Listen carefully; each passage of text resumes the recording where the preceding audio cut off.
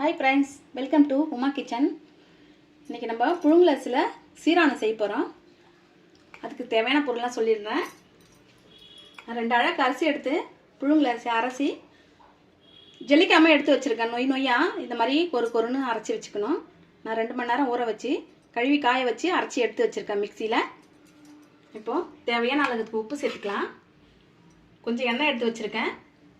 கொஞ்சம் உளுத்தம் பருப்பு எடுத்து வச்சிருக்கேன். ஒரு 50 உளுத்தம் பருப்பு, 50 கடலை பருப்பு எடுத்து வச்சிருக்கேன். ஒரு அரை ஸ்பூன் சீரகம் எடுத்து வச்சிருக்கேன். 1 ஸ்பூன் சோம்பு எடுத்து வச்சிருக்கேன். 2 தேங்காய் பத்து எடுத்து வச்சிருக்கேன். ஒரு 10 காஞ்ச மிளகாய் எடுத்து வச்சிருக்கேன்.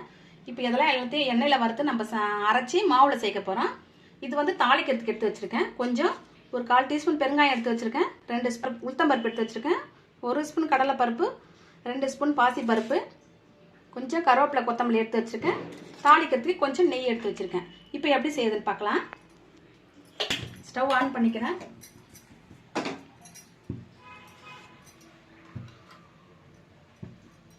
கொஞ்சமா எண்ணெய் சேர்த்துக்கிறேன்.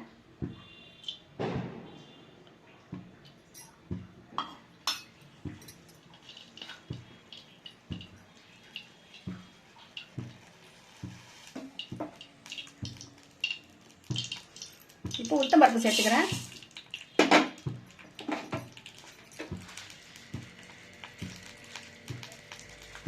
இப்போ கடலை பருப்பு சேர்க்கிறேன்.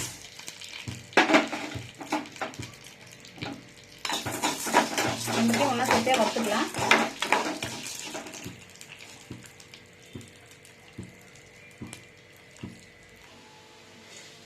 பருப்பு வறுத்துச்சு. இப்போ காஞ்ச மிளகாய் சேர்த்துக்கலாம்.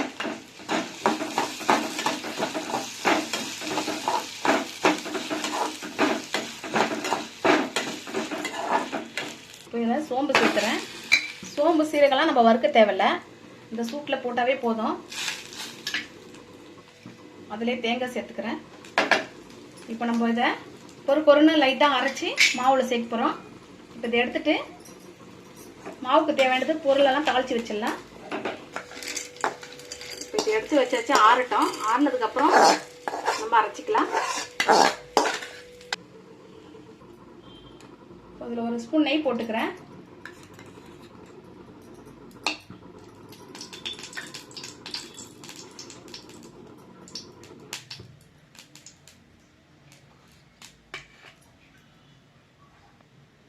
நெய் சூடு ஏறினதுக்கப்புறம் நம்ம பருப்புலாம் சேர்த்துக்கலாம். இப்போது நெய் சூடு ஏறிடுச்சு. பாசி பருப்பு சேர்த்துக்கிறேன். கொஞ்சம் உளுந்து சேர்க்குறேன். கடலை பருப்பு சேர்த்துக்கிறேன்.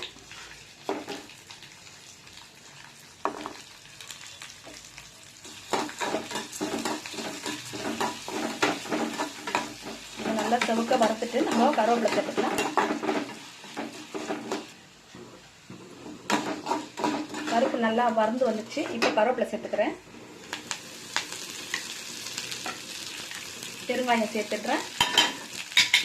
இப்போ இதை இறக்கிக்கலாம். இப்போ 1 கிளாஸ் போல தண்ணி வச்சுக்கிறேன். தண்ணி கொதிச்சதுக்கு அப்புறம் நம்ம மாவுல மிக்ஸ் பண்ண போறோம்.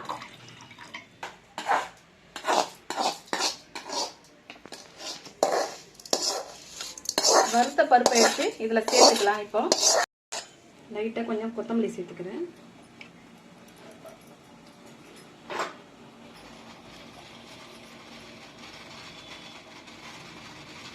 தண்ணி நல்லா கொதிச்சிருச்சு. இப்போ ஆஃப் பண்ணிக்கலாம்.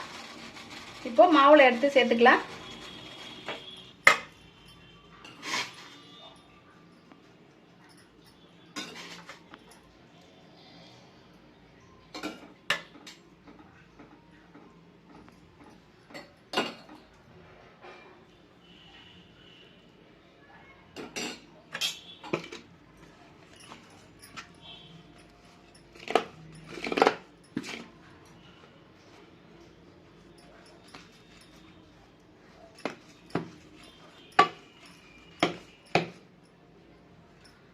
தேவையான அளவு உப்பு சேர்த்துக்கிறேன்.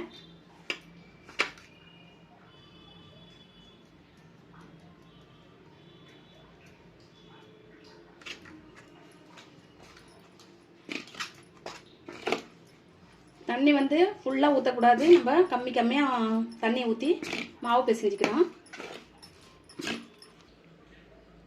சுடு தண்ணி ஊற்றி மிக்ஸ் பண்ணி வச்சுருக்கேன் மாவு. இந்த பதத்துக்கு நம்ம உதிரி உதிரியாக அந்த மாதிரி வச்சுருக்கேன். இப்போது இதை அரைச்சி இதில் சேர்த்துட்டு அப்புறம் பார்த்தோம்னா நம்ம தண்ணி விட்டு மாவு பிசைஞ்சிக்கலாம். இப்போ இதை போய் அரைக்க போகிறேன்.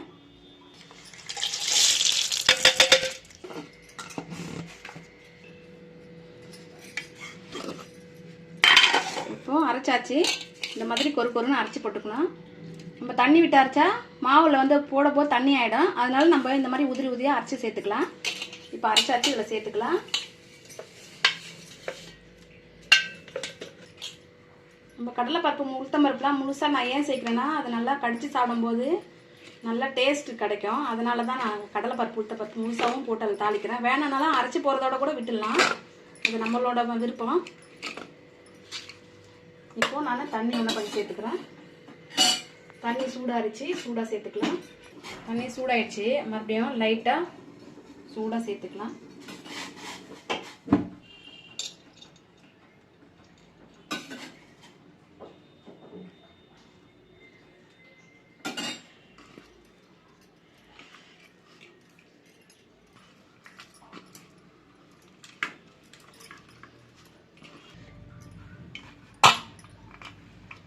மாவு நல்லா பிணைஞ்சாச்சு. இப்போ உருட்டிக்கலாம். கொஞ்சமாக லைட்டாக நெய் தொட்டு கையில்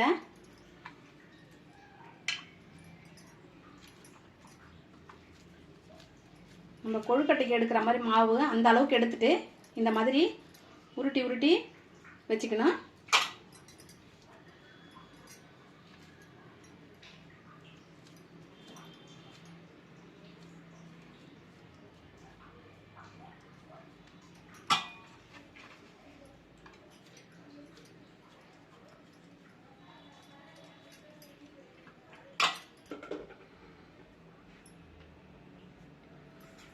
இதெல்லாம் நல்லா உருட்டி வச்சாச்சு. இப்போ எப்படி ஆவி கட்டுறதுன்னு பார்க்கலாம். இப்போ நான் ஸ்டவ் ஆன் பண்ணிக்கிறேன். இட்லி பாத்திரத்தை வச்சுட்டு நான் இப்போ தண்ணி ஊற்றுறதில்ல ஒரு 6 சொம்பு தண்ணி ஊற்றியாச்சு. இப்போது மேலே இட்லி கொத்து வச்சுக்கிறேன். தண்ணி சூடு ஏறினதுக்கப்புறம் நம்ம அதில் உருட்டதெல்லாம் எடுத்து இதில் வச்சுக்கலாம். அது வரைக்கும் நான் மூடி வைக்கிறேன். தண்ணி சூடு ஏறட்டும். தண்ணி லைட்டாக சூடு ஏறிடுச்சு. இப்போ நம்ம இந்த காட்டன் துணியை இது மேலே வச்சுக்கலாம்.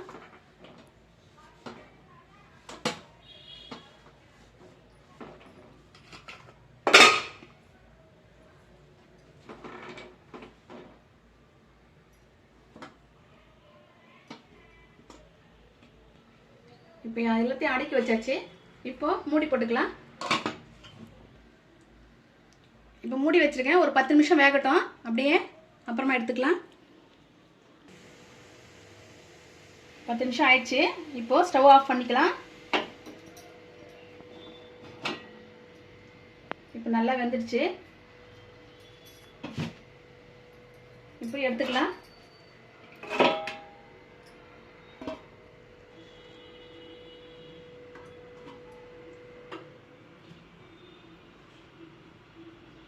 இந்த சீரானம் வந்து எங்கள் பாட்டி சொல்லி கொடுத்தது எனக்கு சின்ன வயசில். இதெல்லாம் நாங்கள் நல்லாவே விரும்பி சாப்பிடுவோம். கல்லுவரில் நல்லா ஆட்டிட்டு கையிலே ஆட்டி நல்லா செய்வாங்க.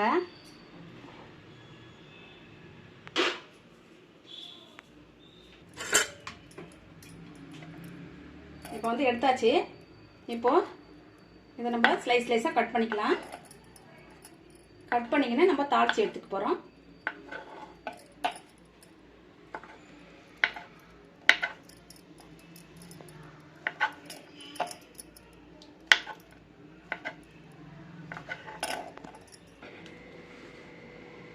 இப்போ எல்லாத்தையும் இதை கட் பண்ணி எடுத்தாச்சு. இப்போ நம்ம தாளிச்சுக்கலாம்.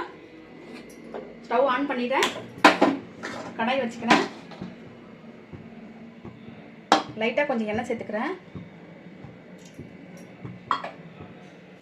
எண்ணெய் சூடேறிச்சு. இப்போ கடுகு சேர்த்துக்கலாம். லைட்டாக கொஞ்சம் சீரகம் சேர்த்துக்கிறேன். இப்போ இதை எடுத்து சேர்த்துக்கலாம்.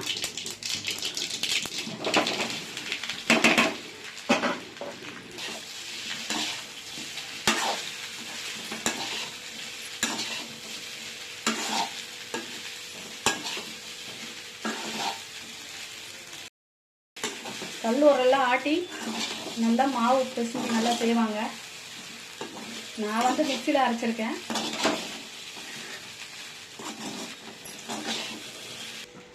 இப்போ தாளிச்சாச்சு. இப்போ இறக்கி வச்சிடலாம்.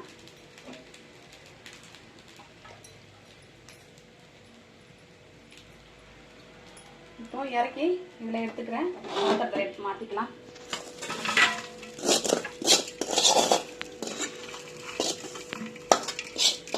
இப்போ லைட்டாக கொத்தமல்லி சேர்த்துக்கலாம்.